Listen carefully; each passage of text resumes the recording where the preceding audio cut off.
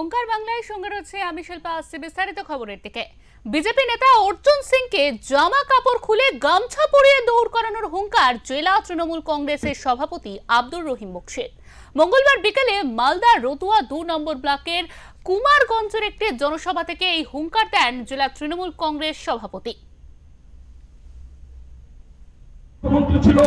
তাদেরকে তাড়া করেছে, মেরেছে, সেটা নেপালের কথা, আমাদের দেশের কথা নয়।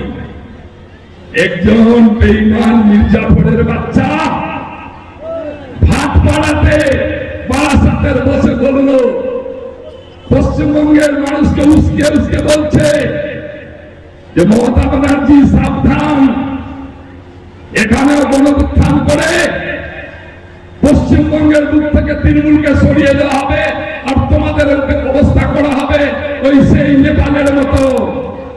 ওই বন্ধু অর্জুন সিং, গায়ের জামা কাপড় খুলে তোমার গামছা পরিয়ে রাস্তায় দড়িয়ে দড়িয়ে তৃণমূল কংগ্রেস কর্মীরা তোমার ধাওয়া করবে। এটা খবর দেখছেন, নেপালে গণঅভ্যুত্থান হয়েছে, আন্দোলন হয়েছে, এবং সে আন্দোলনের মধ্য দিয়ে সেখানকার যে প্রধানমন্ত্রী ছিল, সেখানকার যে স্বাস্থ্যমন্ত্রী ছিল, অর্থমন্ত্রী ছিল, তাদেরকে তাড়া করেছে, মেরেছে, সেটা নেপালের কথা, আমাদের দেশের কথা নয়। একজন বেঈমান মির্জাফরের বাচ্চা ভাটপাড়াতে বারাসাতের বসে বলল, পশ্চিমবঙ্গের মানুষকে উস্কে উস্কে। তিনি বলেন, নেপালে গণ অভ্যুত্থান হয়েছে, আর ভাটপাড়ায় অর্জুন সিং ভাটপাড়ার মানুষকে উস্কানি দিচ্ছে ওই রাজ্যে পরিস্থিতির মতো এই রাজ্যেও পরিস্থিতি তৈরি করার জন্য। তৃণমূল কংগ্রেস কর্মীরা যদি খেপে যায়, তোমাকে জামা কাপড় খুলে গামছা পরিয়ে দৌড় করিয়ে ধাওয়া করবে।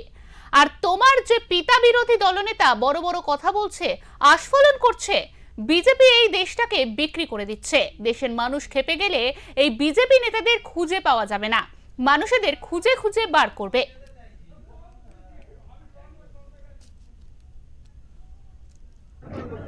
তারা গণঅভ্যুত্থান করেছে, তাদের দেশের ব্যাপার। সেখানে দাঁড়িয়ে বাইরে দিয়ে বলছে যে পশ্চিমবঙ্গে নাকি দুর্নীতি হয়েছে, এখানে নেপালের মতো ব্যবস্থা করতে হবে। যুব সমাজ জেগে উঠো, ছাত্র সমাজ জেগে উঠো। তো গোটা ভারতবর্ষ তাকে বিক্রি করে দিল বিজেপিরা। ও 3 বার দল বদল করছে। ওর পার্টি পরিযায়ী শ্রমিক নামে বাঙালিদেরকে খুন করছে, বাংলা ভাষা বললে তাকে কুচু কুচু করে কেটে ফেলছে। আর গণঅভ্যুত্থানের কথা বলছে, পশ্চিমবঙ্গের গণঅভ্যুত্থান হলে হবে ভারতবর্ষের সরকারের বিরুদ্ধে, বিজেপি সরকারের বিরুদ্ধে। আর এখানে ভাটপাড়ায় বসে একজন দালাল চটকদারি কথা বলে বলছে উস্কে দিয়ে যে পশ্চিমবঙ্গের মানুষকে যে মমতা ব্যানার্জির বিরুদ্ধে যেতে হবে। তাই তাকে বলেছি যে গামছা পরে দিয়ে রাস্তায় হাঁটাবে। কারা করবে সেটা সাধারণ মানুষ করবে, সাধারণ জনগণ করবে। এটা খবর দেখছে। নেপালের মতন গণ অভ্যুত্থান এই রাজ্যে হবে, আতঙ্কিত তৃণমূল কংগ্রেস। আর সেই কারণেই পিঠ বাজাতে তৃণমূল নেতারা আবোল তাবোল কথা বলছেন।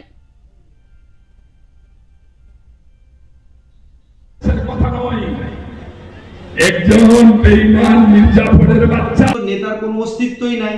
গত লোকসভা ভোটে দেখেছেন আপনারা যে লোকসভার যিনি ক্যান্ডিডেট, তিনি এই জাতীয় নেতাকে সঙ্গে নিয়ে ভোট প্রচারে বেড়ায়নি। তার মানে তার দলের লোকই তাকে বিশ্বাস করে না।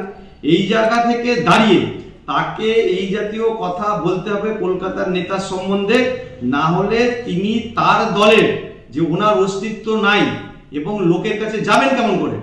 তাদের যে গাছে বেঁধে রেখে নিধান দিবে, এটা এখন শুরু হয়েছে 24 পরগনা, হাওড়া, মেদিনীপুরে। এরপরে গঙ্গার এপারের দিকে আসবে, কুচবিহার থেকে শুরু হবে। লোকে বলেছেন তারা যা দুর্নীতি করেছে, এই দুর্নীতির তো কোনো ক্ষমা করবেন না। সাধারণ মানুষ নেপালকে দেখে উৎসাহ পেয়েছেন, সেই জন্য আতঙ্কিত হয়ে মালদার যারা তৃণমূলের নেতা, তারা মঞ্চে এই সমস্ত আজে বাজে কথা বলতে আরম্ভ করেছে। নেতার কোনো অস্তিত্বই নাই।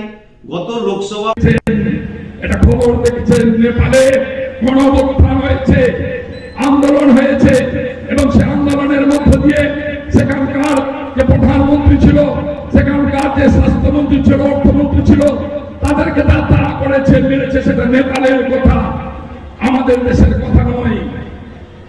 একজন বেঈমান মির্জাফরের বাচ্চা ভাটপাড়াতে বারাসাতের বসে বললো পশ্চিমবঙ্গের মানুষকে উস্কে উস্কে বলছে। ওঙ্কার বাংলা।